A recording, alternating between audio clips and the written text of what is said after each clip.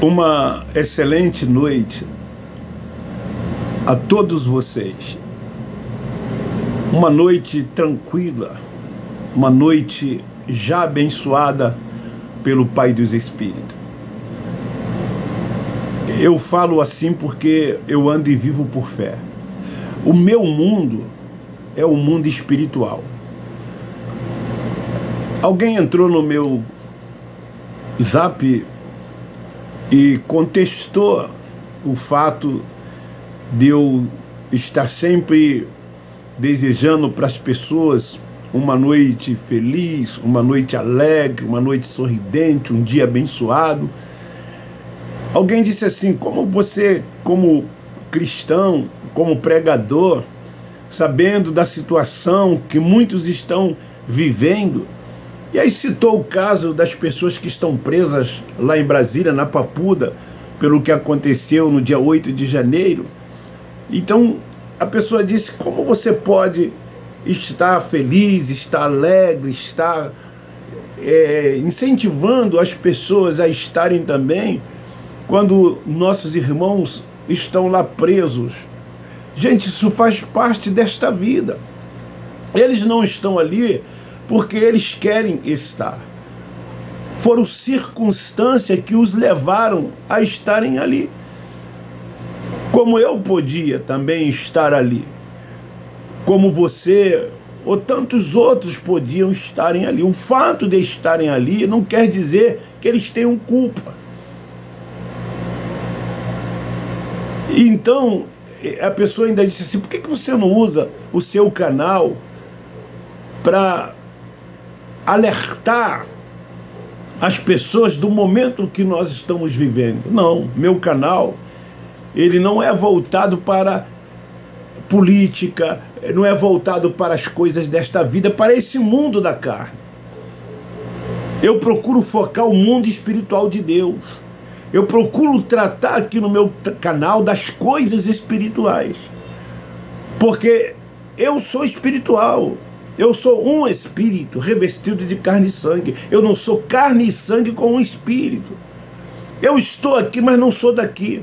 O meu mundo é o mundo espiritual de Deus. Ninguém vai me convencer o contrário. Eu já vivi isso quando estava na religião. Eu era voltado para as coisas desta vida e não me dedicava tanto a esse mundo espiritual de Deus, porque o véu estava posto sobre o meu rosto, achando que aquilo que a religião me ensinou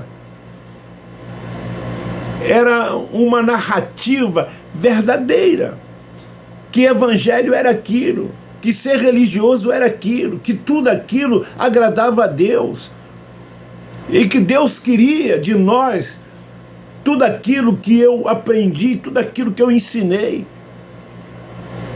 que eu tivesse uma denominação, que eu tivesse um templo para eu frequentar, que eu tivesse um homem, um simples mortal, como uma suposta autoridade espiritual sobre a minha vida. Eu vivi isso quase 50 anos. Eu não sou uma pessoa que caí no YouTube de paraquedas. Eu vivi aquele outro lado. E tudo que você possa imaginar, eu fui lá. Comecei como membro. E fui subindo degraus, estudei, fiz faculdade teológica, fui professor de faculdade de teologia. Eu ensinava o que o sistema queria que eu ensinasse, eu aprendi o que o sistema quis que eu aprendesse. Hoje eu tenho um entendimento e eu não abro mão desse entendimento. Hoje eu vivo uma liberdade no espírito. Hoje eu estou voltado para o mundo espiritual de Deus. O que acontece ao meu redor não me interessa. Eu não estou voltado para este mundo da carne. E então, eu creio assim. Eu não ando por vista. Eu não estou aqui para defender ideologia das coisas desta vida. Eu me libertei do sistema religioso. Eu me libertei do sistema político. Eu me libertei dessas coisas. Hoje eu sou livre. Eu já não vivo. Mas o Espírito de Deus vive em mim, o Pai dos Espíritos habita no meu espírito. Ele testifica que eu sou seu filho.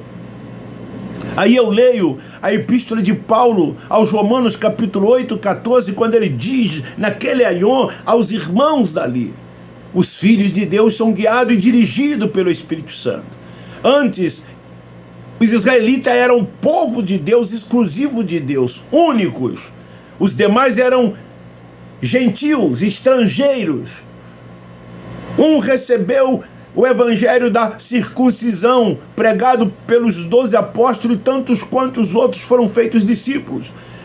Os gentios, o da incircuncisão, por Paulo, o apóstolo da incircuncisão, que trouxe a revelação para nós daquilo que ele recebeu do Pai dos Espíritos. Então, o meu entendimento é um entendimento espiritual, voltado para as coisas espirituais. Paulo disse: não sou mais menino. Quando somos menino, nós fazemos coisas de menino, vivemos como meninos, tomamos leitinho, participamos das coisas desta vida, participamos de obras. Quando nós crescemos, quando o entendimento vem, nós nos tornamos espirituais. E os espirituais são alimentados com alimento sólido, com a sã doutrina. E o tema de hoje é: o evangelho nas instituições religiosas tem sido uma fonte de lucro para os seus donos. Eu quero ler Paulo escrevendo a Timóteo, capítulo 6. Eu vou ler os versículos 6, 7, 8 e 10. Mas depois você faz a leitura do contexto desses textos. Ele fala do amor ao dinheiro. Ele diz aqui no 6: de fato, é grande fonte de lucro a piedade com o contentamento, porque nada trouxemos para este mundo e nada podemos levar dele. Tendo, porém, sustento e com que nos vestir, estejamos contentes. Mas os que querem ficar ricos caem em tentação e em laço, e muitas concupiscências loucas e nocivas, as quais submergem os homens na ruína e perdição. Porque o amor ao dinheiro é a raiz de todos os males, e nessa cobiça alguns se desviaram da fé e transpassaram a si mesmo com muitas dores. As pessoas estão voltadas para este mundo. Dormem pensando, acordam pensando nas coisas desta vida. Paulo diz assim: os espirituais buscam as coisas do alto, as coisas de cima. Os terrenos buscam as coisas daqui. Nós não somos mais terrenos, nós somos espirituais. Então eu quero falar acerca disso, que Paulo, nos seus dias, ao escrever a Timóteo, e ele aborda esse assunto, eu quero falar do evangelho, aspas, lucrativo da religião, e dizer para esses que fazem disso um comércio, que o evangelho, aspas, não é fonte de lucro. É muito duro o que eu vou afirmar, mas é a mais pura realidade afirmar isso. O evangelho nas instituições religiosas tem sido, ou tem se tornado, a maior fonte de lucro que possa existir. Parece que cada ano que se passa, o amor ao dinheiro tem se tornado muito grande dentro das instituições religiosas.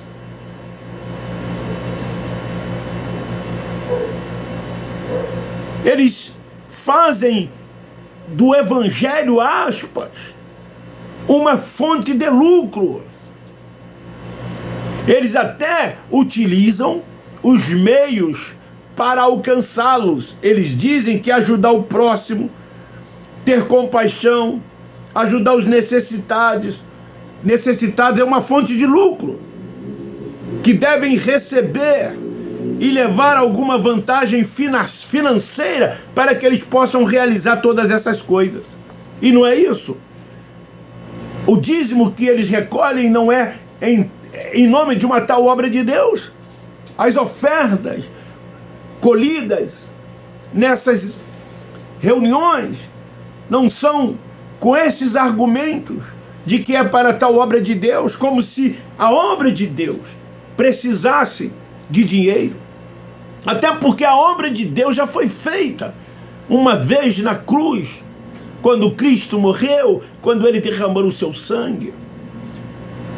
Se você quer hoje fazer a obra de Deus, ajuda os pobres, o necessitado, socorre quem precisa. Essa é a verdadeira religião pura e imaculada para com Deus. Visitar as viúvas, os pobres, os órfãos, quem precisa, quem necessita. Você jamais é capaz de ajudar quem precisa, mas você separa 10% de toda a sua renda e entrega nas mãos desses homens que Isaías chama de cães gulosos, homens gananciosos, que investe na sua família e que investe no seu bom sustento, dando-lhes mordomias. Homens estes, eu conheci muitos deles, que se dependesse do meio secular para viveria uma vida modesta, como você vive, como eu vivi e vivo.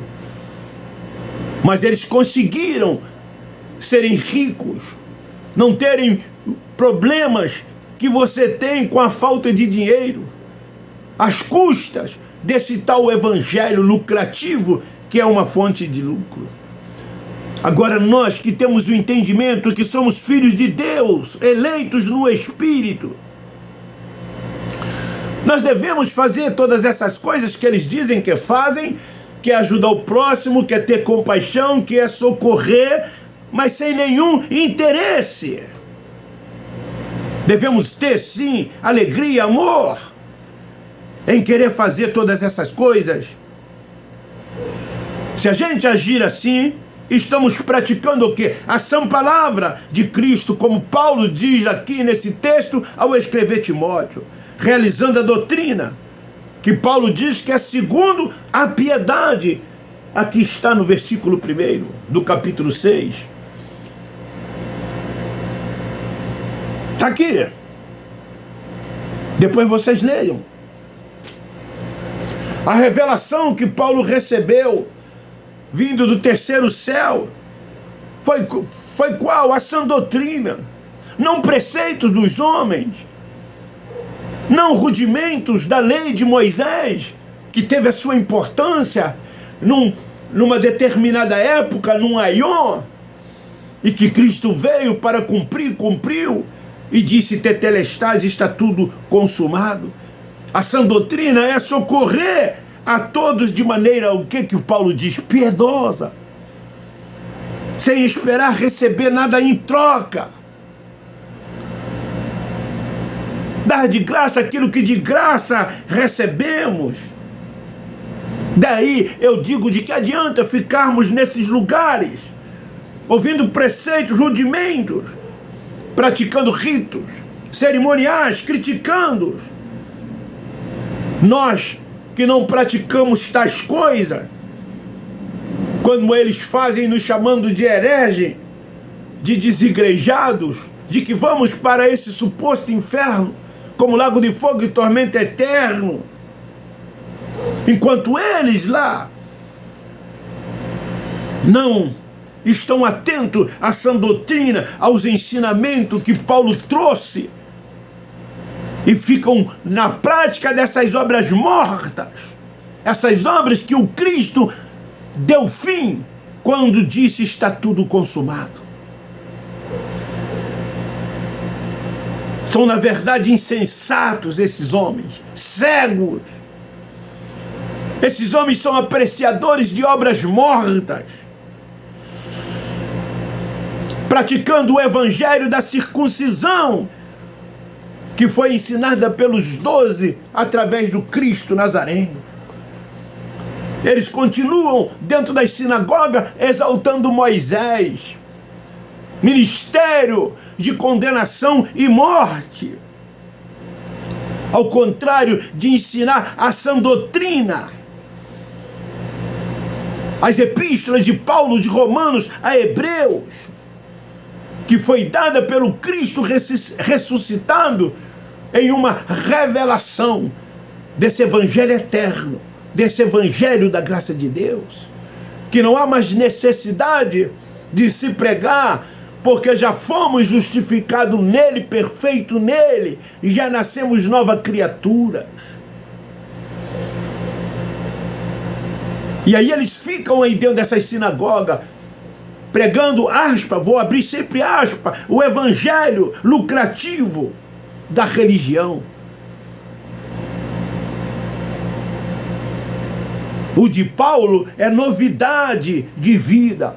Há uma diferença muito grande do entendimento do evangelho recebido, da revelação recebido por Paulo, disso que nós vemos dentro dessas instituições religiosas que eles chamam de igreja, dessas tais denominações, dessas tais instituições evangélicas.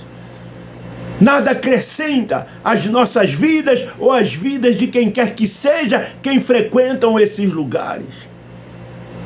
Não alimentam, não avançam, não crescem no entendimento de Deus, se tornam escravos da religião, de um sistema doutrinal perverso, cruel e mau, que é atado sobre os ombros dos que lá vivem, dos que lá frequentam.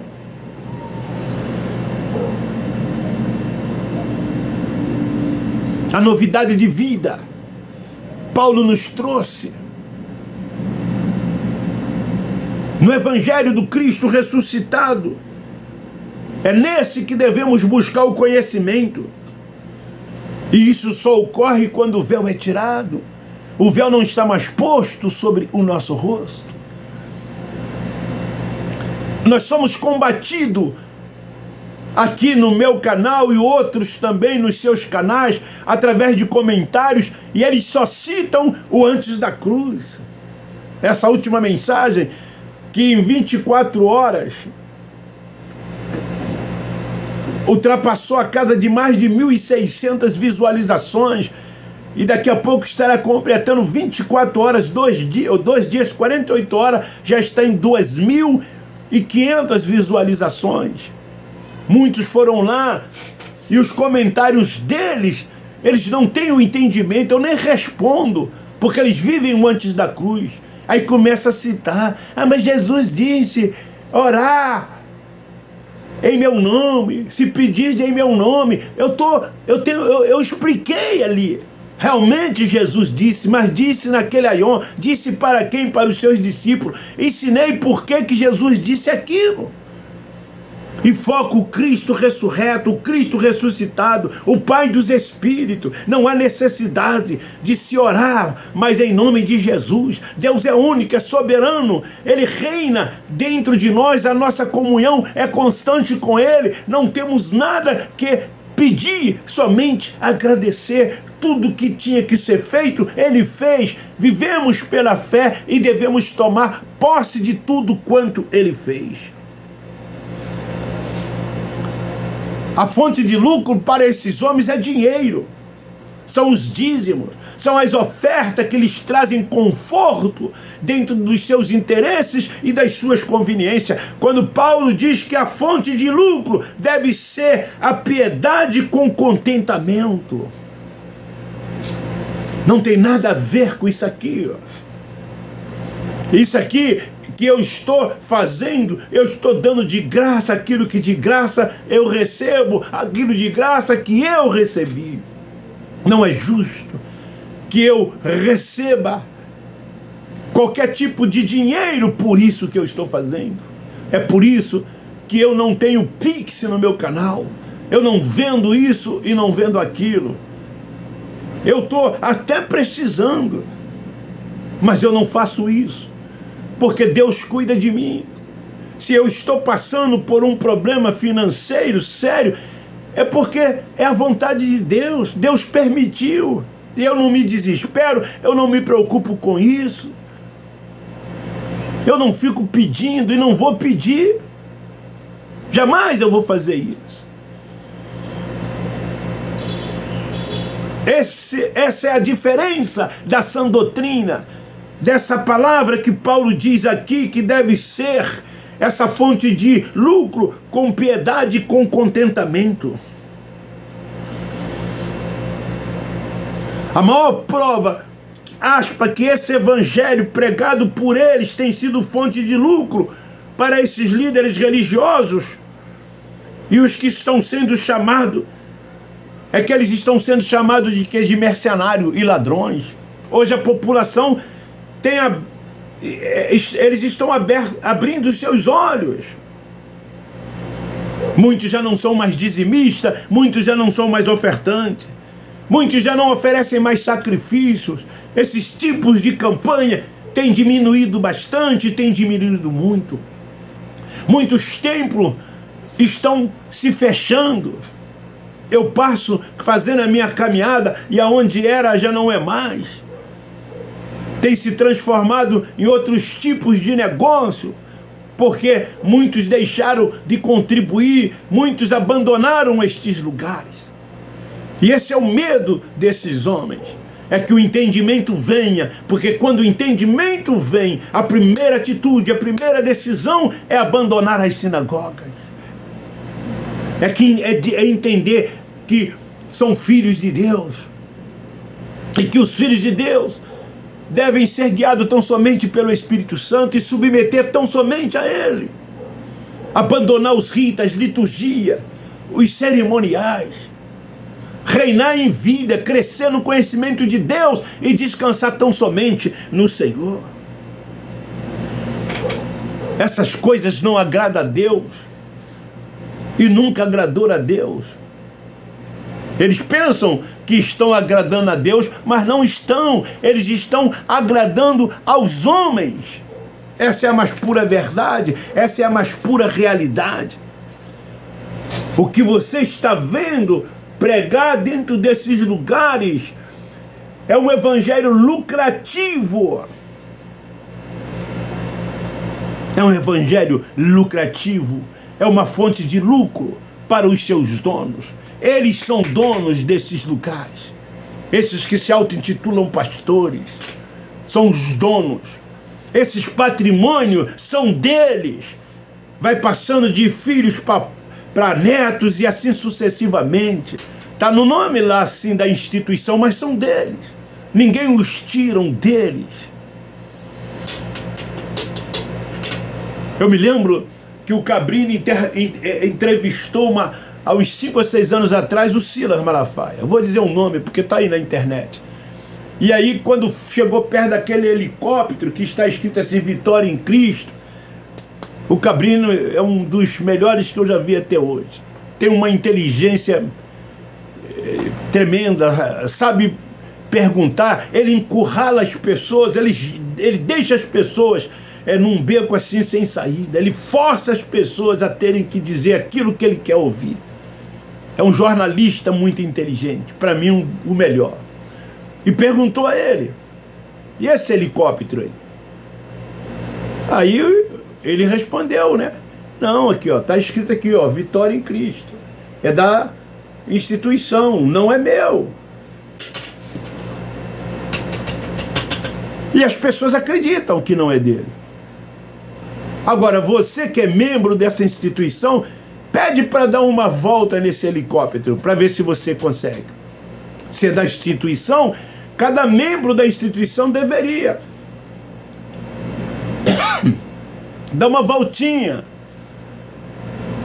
Mas ali só anda o quê? A família dele e aqueles que são mais próximos a ele, aqueles que melhorem, contribuem, dizimam, aqueles que têm posições na sociedade, porque lá na sua instituição tem juízes, tem promotores, tem desembargadores, tem coronéis, tem delegados, tem pessoas com altas patentes, com alto posto. Esses sim, possam ser que andam. E outros que eu poderia aqui citar que também têm helicópteros. Eles têm sítio, têm fazenda. Você já frequentou? Você já tomou banho nas piscinas?